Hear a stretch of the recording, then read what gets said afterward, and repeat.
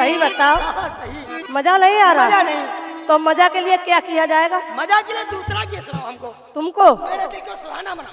अच्छा, हाँ। क्या बात है। एक दारू की बोतल लाओ। अरे लाएगा ना हो सैया। अच्छा। आज हम तुम्हारे ऊपर बहुत खुश है ना। हो लाएगा ना हो सैया। अरे लाएगा ना। अरे बाली उमरिया में लाएगा ना सैया। बाली उमरिया में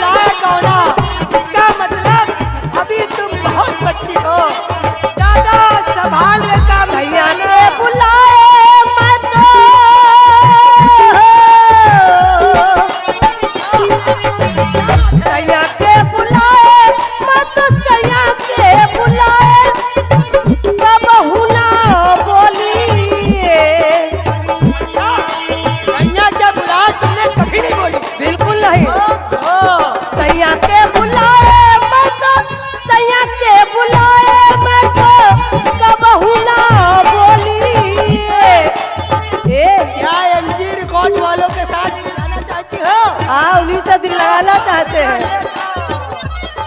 सैया के बुलाए तो सैया के बुलाए कबहू ना बोली। यार के बुलाए जैसे यार के बुलाए जैसे बोले मैं ना सैया। बाली उमरिया में लाए गौना।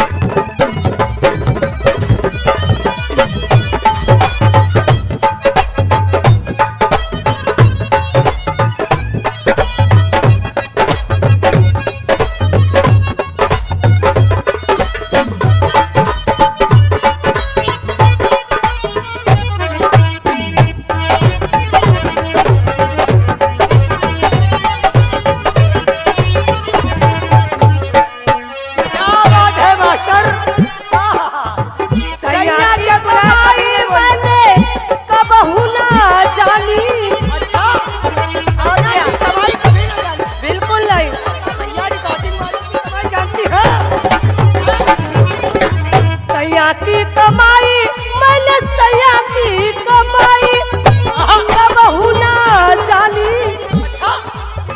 यार की कमाई जैसे यार की कमाई जैसे पहले बहना सैया। बाली उमरिया में लाए गौना।